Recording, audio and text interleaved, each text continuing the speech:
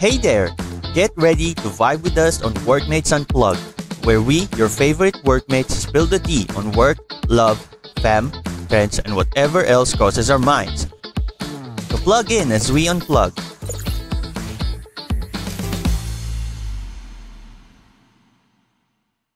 Ayan, welcome back mga ka-workmates.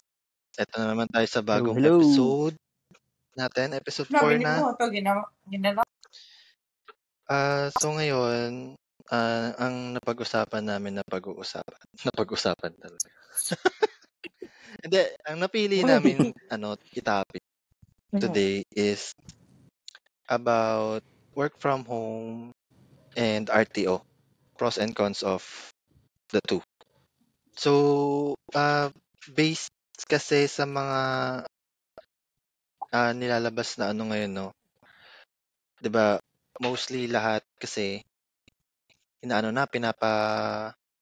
pinapabalik na sa office para mag-work. Yung iba once a week or twice a month, ganyan. Yung iba Everyday. Actually, Iba. iba. Kasi iba, Good luck. iba nga, hindi nakapag-work from home kahit kailan eh. Di ba? Kahit nung nag-pandemic. Diretso pa din. Kaya, ngayon, kasi parang merong, tawag doon? Pinapabalik na lahat. Parang tinitignan nila, tinetesting kung ano ba magiging impact nung pag-return to office ng mga employee. Siguro based din sa economy ng bansa. No? Tinitignan nila kung magiging mas maayos pa kung bumalik yung mga Ganun ba? Economy talaga ng bansa. Kaya siguro nila pinapaganon. Pero para sa akin kasi, mas okay ako sa work from home eh. Bakit? Kasi, one, work from home, hindi ka na magsasayang ng oras sa travel time. Travel time mo. Pera din. Ayun pa, travel expenses, food expenses sa labas, ganyan. Siyempre sa bahay ka na lang, magluluto ka na lang. And two is yung mas productive. Pansin naman ng iba, diba, lahat, mostly, na mas productive ang mga employee kahit work from home. And then, yung pang third ko siguro is comfortability. Word ba yun? Parang lang, parang beans lang. Hindi ko alam kung Comfort. word Parang yun eh. Basta ganun. Mas comfortable ako sa bahay. Meaning, mas nalalabas ko yung creativity. Ano nalalabas mo dyan? Ano ba yan? Grabe. Huwag niyong isipan ng masama. Okay. Wala naman kami sinasabi. Hindi, yun nga. Mas productive. Mas gumagana yung utak ko. Ganyan. So, yun yung mga siguro, pros and cons na din yun sa mga for work from home. Sa RTO naman, ang problem ko kasi dyan is ma-justify ba nila? Siguro kasi, di ba, ang nire-reason nila dyan to work from home is to collab with your colleagues, di ba? Work colleagues. Hindi ko ma-justify for me na mas magiging productive or effective. Yung tao kapag nasa office. Kasi based sa mga nakita ko nung nag-RTO. Di naman siguro sa lahat, di ba? Di naman sa lahat. Hindi. Personal experience lang. Ang nangyayari lang pag RTO. Daldala. Chismisan. Kain. Kain, ganyan. Parang wala namang work na natapos. Yung break mo gawin nating 2 hours. Ask me out. Diba? Ay, siguro, ayun lang. Yung mga naiisip ko. Siguro, maganda sa economy kasi gagastos ka. Gastos ka ng pamasahe, ng pagkain. Maganda sa economy, pero hindi maganda para sa'yo. Kasi ikaw yung Pwede ka naman gumastos ng Ikaw yung weekend mo lumalabas, di ba? oo, Di ba? Pwede ka naman yung ginagastos mo araw-araw, pwede mo isang bagsak ng weekend yun. Or something. na-stress, So, if that's what they're na-stress gonna yung tell tao us. nung Diba? isang buong linggo. Gustong magpahinga ng weekend, so Wala na, hindi na lumabas. ayun ang sa akin. So, yun. Ikaw, Khalid, bigyan mo kami dyan. Parang kayo nakapakating-kati sabihin yung mga gusto mong sabihin about yung, it. yung sa akin, ganun lang din. Parang wala ata akong magandang or positive na for babalik na ng office. Kasi yun nga, yung pandemic. Before pandemic, no, medyo, na-experience ko yung pag-office ng everyday. So, sobrang nakakapagod. Tapos, nakaka-stress. Yung biyahe pa, lalo na yun. Minsan di na nakakapasok dahil sa, nalilate ka pa, ganun.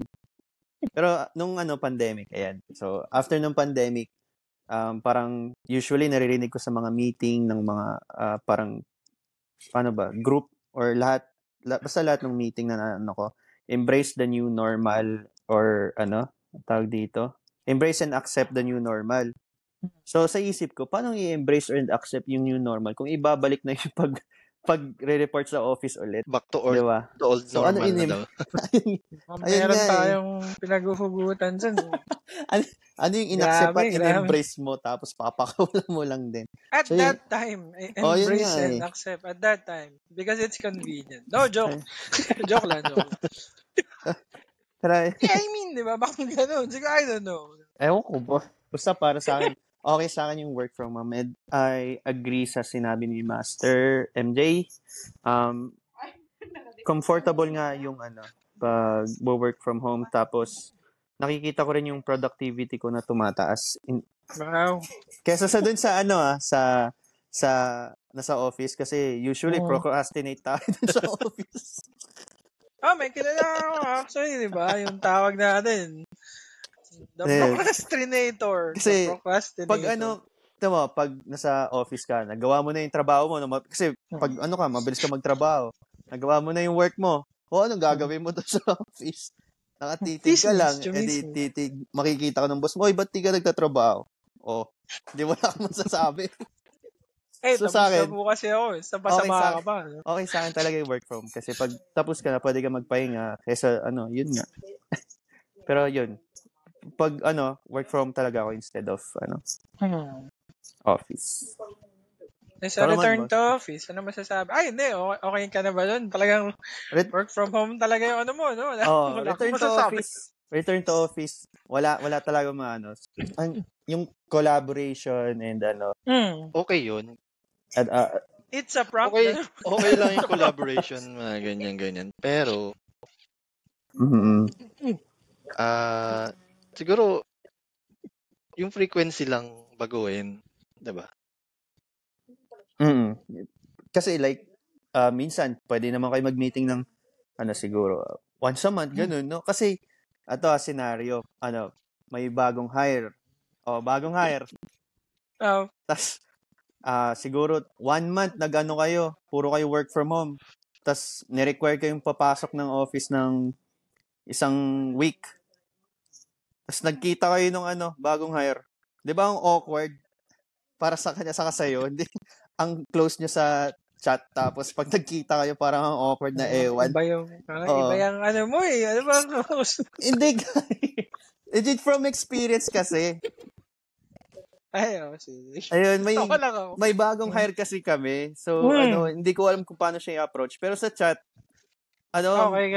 basic yung usap namin nung sa personal. Tahimik namin, nagtititigan lang kami ganyan. Sino ka? Parang ganun. Yan yung sinasabi nila na yung work from home is pabor sa mga introvert. Diba? Introvert ako, ayoko talaga. Grabe. Mm-hmm. Okay ang experience. Hey, well, yun yung sa akin. So, sa'yo, Boss Tim. Yun nga, sa akin naman, having experience nga yung both na araw-araw pumapasok. Kasi alam naman natin lahat tayo, di ba? Ikaw MJ, ikaw Khalid. Sabi mo nga, pre-pandemic tsaka post-pandemic. Lahat tayo pumapasok before. So alam natin, experience natin yung araw-araw pumapasok. And talaga nakakapagod. Talaga nakakapagod talaga siya. Tsaka pagod Let's din be talaga yung honest. Diba? bulsa mo. Yung sa biyahe, spiritually, mentally, physically, tsaka Before financially. pandemic nga, na sabihin natin na-addict ako sa Grab or sa Uber. Ay, totoo yan. Ang sakit. Mga ganong, nung Uber, medyo okay lang kasi nung nandiyan pa yung Uber, medyo mura. Pero nung nawala na, nag-Grab na lang. Ouch, sakit na talaga. Sa bulsa. Maarte ako.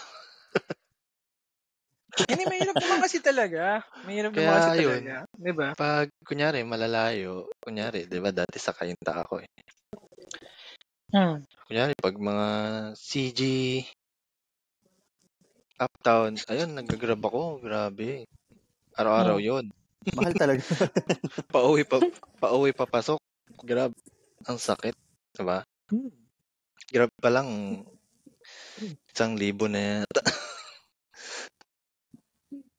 May Diba? natatandaan tuloy ako na office ako. Ano yun?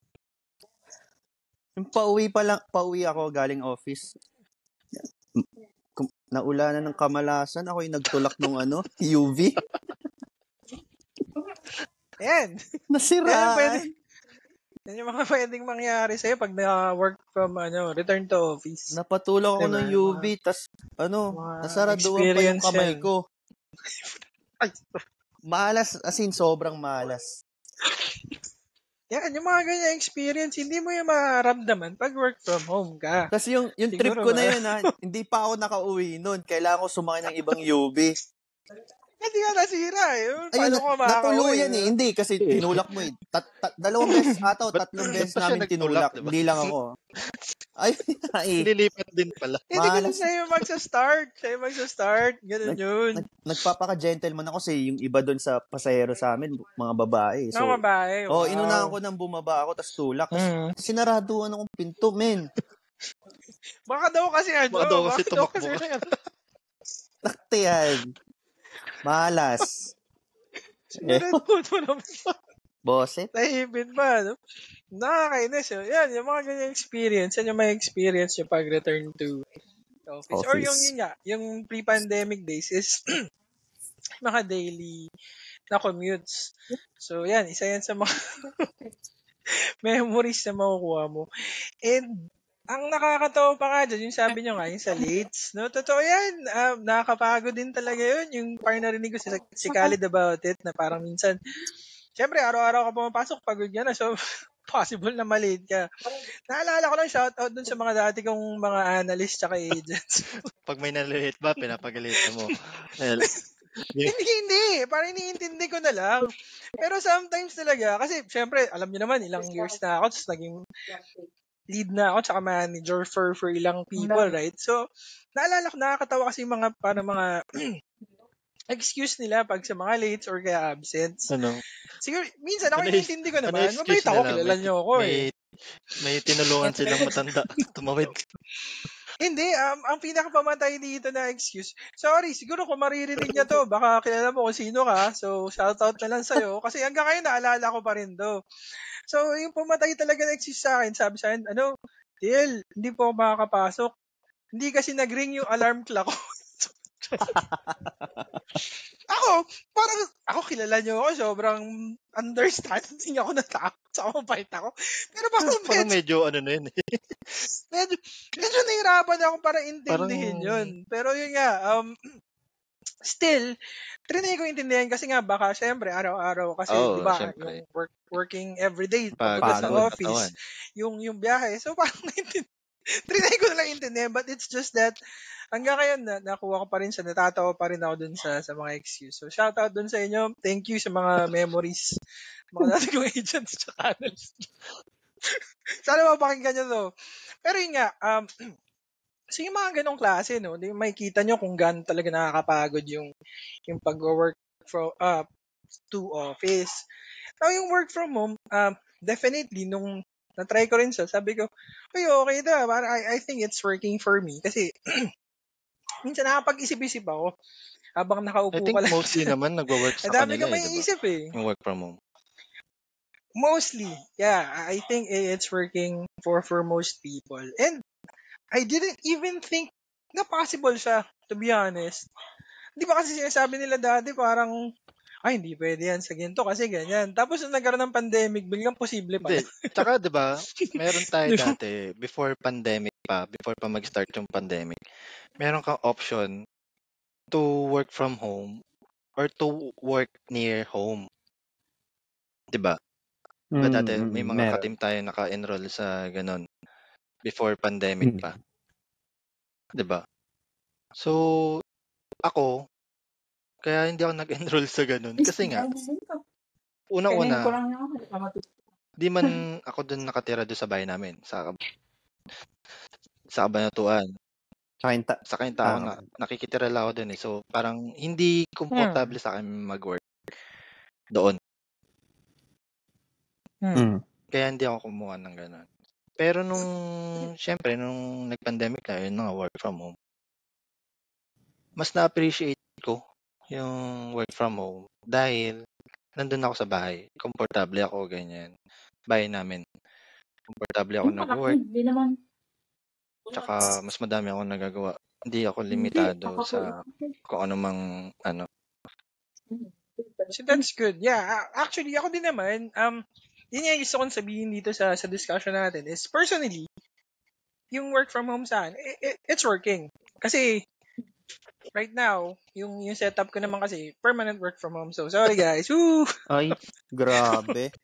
So yun nga, because it's working for me and I actually checked with my current employer na this is what I prefer and this is where I'm most productive. So yeah, me personally, it's working for me kasi meron akong parang place to work at home. So that's good. And yun nga, nakapag-isip-isip ako dito sa bahay. I think there are a lot of times na pag nandito ka sa bahay kasi comfortable nga, sabi nga ni MJ, and convenient sa akin. So, yung mind ko at ease, mas marami ako naiisip na ideas and being productive.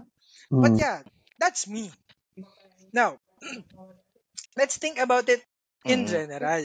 Diba? So, this one, sa akin, nag-work siya. Pero yun nga, again, I think yung work from home, depende and yun sa nga, diba? yung return to office is, depende yan sa preference tsaka din sa ng tao, nature I of guess work eh. din. And, pwede din. Actually, pwede rin. Nature of work. Maraming factors, to be honest. And maraming factors siya. So, like, kunwari, ang trabaho mo security guard. Paano ako mag-work from home? Paano ko babata? Yun nga. Diba? Paano Let's be maging honest. mekaniko? Paano ako mag-work from home? Diba? Sa construction ka nagtatrabaho. Paano ka mag-work from home ng... Paano mo i-digital yun? Diba? Maglalagay ka hollow blocks So, online. hindi talaga siya pwede. Sabihin mo, drones. Mga drones, wow. So yun nga, what I'm saying is that in general, it depends dun nga sa preference ng tao and dun siguro sa parang like yung state ng buhay din ng tao eh, right? So there are a lot of factors talaga that could affect yung work from home mo na setup and yung return to office. Kasi sometimes yung work from home, it doesn't work for you kasi baka wala kang home office na pwede mong parang paglagakan ng work tulad mo. ng sabi ko nga kanina, kunyari pag nagre-rent ka lang, nagbo-board ka lang ng room, parang hindi naman komportable, 'di ba, mag-work ng ganong environment, 'di ba? So siguro ibang mga ganong tao, employee, mas pinipiling mag-RTO kasi dahil doon. isa yun, yeah. Yung sa parang state Mm. nila at home. Kasi baka hindi nga rin sila makapag-focus sa bahay. So, di ba? Internet din. Yun. Isa pa yun. Laging issue Oo. yan. Di ba? Parang, kasi wala pong connection. Nawala mahina ng po. So, internet parang eh. wala na talaga. Kaya yun yung dun papasok yung parang argument ng management na, kaya mag-RTO kasi dahil sa mga ganyang issue. Yun nga siguro ang Gusto rin makapa-RTO isang kayo. reason Parang no, ganun. kung bakit mas gusto nilang mag-RTO yung tao kasi nga sabihin natin, maging honest na tayo. Karamihan, di na natin alam kung totoo or hindi. Ang reason nila para hindi makapasok or malate or hindi mag-work is internet issues. Understandable yun kapag bumabagyo, ganyan-ganyan. May mga power outage, di ba? Pero siguro yun yung hindi ma-justify ng management kung totoo or hindi.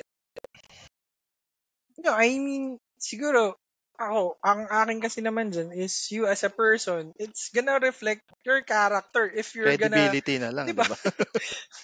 Di ba? Para, ikaw, just pinag-work from home ka na, tapos, ano mo pa ba yan? So, that just reflects your character na hindi maganda. So, just, I don't think Di, tsaka depende sa good for you. sa Ganun. behavior ng employee. Kunyari ako, for example lang hindi ko sinasabing tao ko to. Ano ba yan? Ano sa'yo? Mga na-handle kong tao, minsan napapansin ko na parang andalas, di ba? Madalas yung ganong reason na internet issues po, ganyan-ganyan. May BRB, wala ng net. may mga brownout daw, power outage. Ayun. So medyo, syempre, pagka ganong behavior mo, parang yung pattern mo nakikita na magiging doubtful talaga, 'di ba? Ang management sa sa'yo. Mm-mm. Kung para ba talaga sa'yo yung work from home or hindi, 'di ba? Usually, doon naman yun may pattern talaga yun. Pero, yun nga. Again, at the end of the day, it's gonna reflect badly for you and your character if you're gonna do those kinds of things. So, I really suggest against it, guys. So, try to just work honestly and you're gonna be rewarded. Nasa sa kanila na yun, 'di ba? With more work. Hindi, joke lang. Reward with more work. Pero yun nga, kidding aside, again, yung work from home, not for everyone yan. Depende rin. Again, like yung iba din naman, okay naman sila sa bahay, may internet na maganda, pero naghahanap sila ng parang interaction ng tao na hindi nila maintindihan. May ganun Parang siguro, I don't know, na parang mas nakakapag-focus sila when they're interacting with other people. And siguro, dun sa mga taong yun, okay yung work in office. Nasa office. 'Di ba? Yung magko-collaborate kayo. So, depende rin sa perspective ng tao Baka, yun nga, it's working from them. For them, na ganun sila, nag-interact sila sa mga tao, yung may mga adrenaline jumps. Na parang tinatawag, kasi parang feeling nila pag nasa bahay, kasi may mga nakausap akong gano'n, na parang sinasabi nila, parang nangihina ako sa bahay, parang di ko kaya rito, kailangan ko umalis, kailangan ko mag-office, kailangan kong umalis, parang gano'n. So, di ba? May mga naririnig din akong ganun. Kasi gusto ko lang din kasi halos lahat tayo parang sinasabi natin diba? Work from home is the way to go. Pero yun nga, I'm just giving justice din dun sa gustong pumunta ng office. Kasi may mga nakakausap din talaga ako. So, those kinds of things, yeah, I understand. So, ang feeling ko, depende talaga yan sa preference ng tao, sa situation niya. Saka dun sa working environment siguro, I guess, if gusto mo mag-work from home or return or office ka daily. Kaya siguro naging strategy na din ng ibang company, no? Pag mag-hire sila is mag-offer ng work from home or in office lang ang work nila. So, they offer you options o hybrid options to kunyari mag-work ka lang to office, magre-report ka lang sa office ng once a month or kapag may event lang ganyan pero permanent work from home kayo. Di ba? And mostly ayun nga tulad mo Mas pinili nila yon kasi nagwo-work nga sa'yo yung ganong setup. Hindi, yun nga din advice ko siguro sa mga sa mga workers, employees, or everyone that's gonna listen is to also reflect on what really works for Mm. you. 'Di ba? Before you actually accept a job or a job offer. Kasi you need to check if it's gonna work for you. Tanggap ka lang ng tanggap. 'Di ba? Mahirap yun. So you need to make sure before going for a job or going for a job interview that it's gonna work for you yung setup nila. I think honest naman yung mga recruiter about Mm. it eh. They're gonna say, sabi mo nga MJ, di ba, na nag-offer silang options about working from home or hybrid or permanent.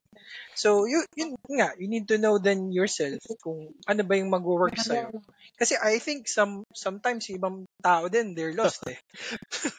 And that's a topic for Oo. another day. But yeah, they're lost. And that's one of the things na hindi nila alam. Yung what works for them.